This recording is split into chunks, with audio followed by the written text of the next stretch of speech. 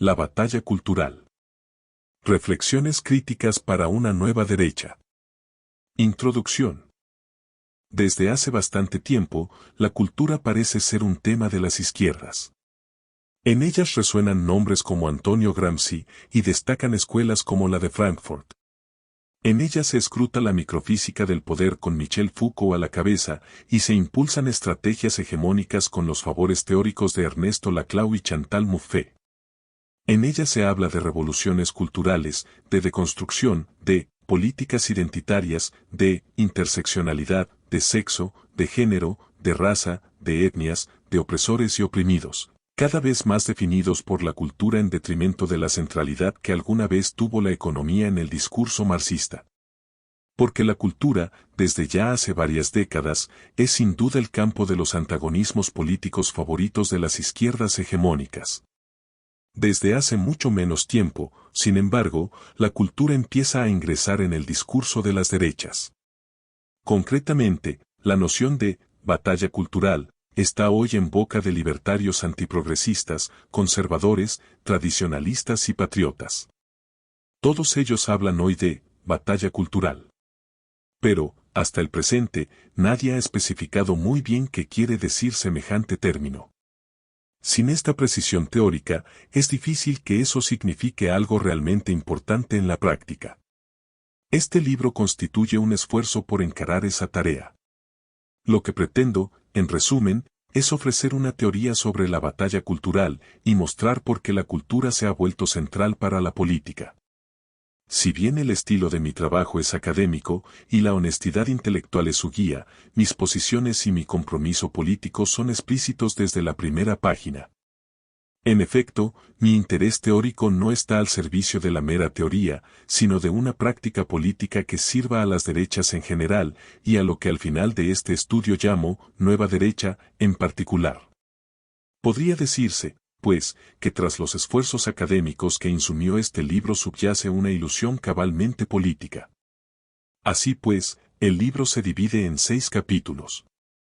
En el primero discuto distintas acepciones de la palabra, cultura, y pienso con ellas el sentido de algo llamado, batalla cultural.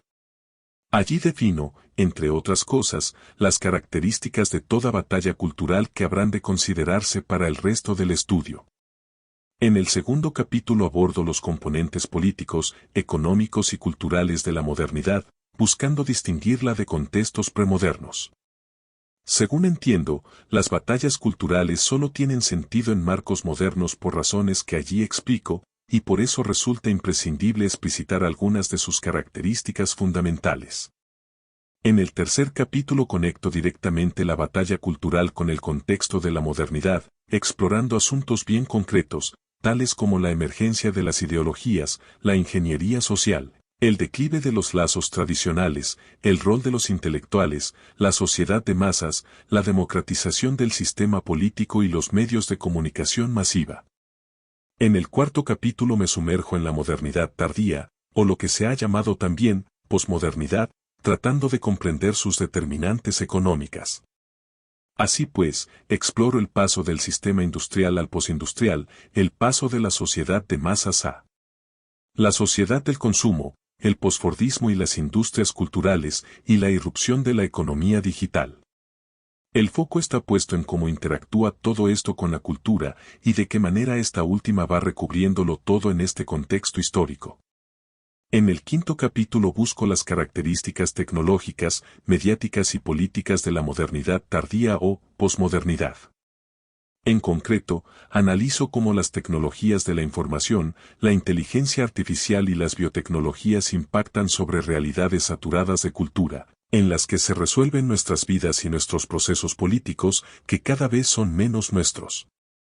Además de la digitalización de lo individual, lo social y lo político y el consiguiente refinamiento del poder, este contexto ve surgir el globalismo como orden político que va trasladando la soberanía de las naciones a entidades supranacionales. Las batallas culturales, en este mundo, se muestran más necesarias que nunca. Finalmente, en el sexto y último capítulo, ingreso en la espinosa díada izquierda-derecha. Allí trataré de fijar su sentido, discutiendo distintas propuestas que se han ido esgrimiendo y ofreciendo una propia. Además, defenderé que la Díada no ha perdido vigencia, sino más bien todo lo contrario, ha mostrado de qué manera es capaz de actualizar sus contenidos a los más variados contextos históricos. En la actualidad, y desde 1968, el grueso de la Díada se va definiendo en torno a la cultura.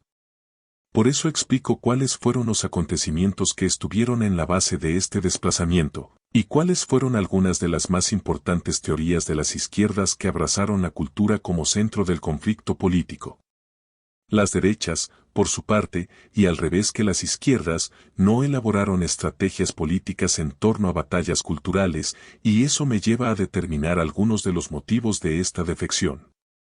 Cierro el libro proponiendo una articulación entre distintas corrientes de derechas que pongan en el centro de un nuevo, nosotros, políticos sus batallas culturales, en lo que llamo, nueva derecha. Espero que este libro sirva a todos esos guerrilleros culturales que, por ahora dispersos y fragmentados, llevan con valentía sus batallas culturales. Espero que en algún momento podamos conformar algo más grande que nuestras meras células políticamente incorrectas.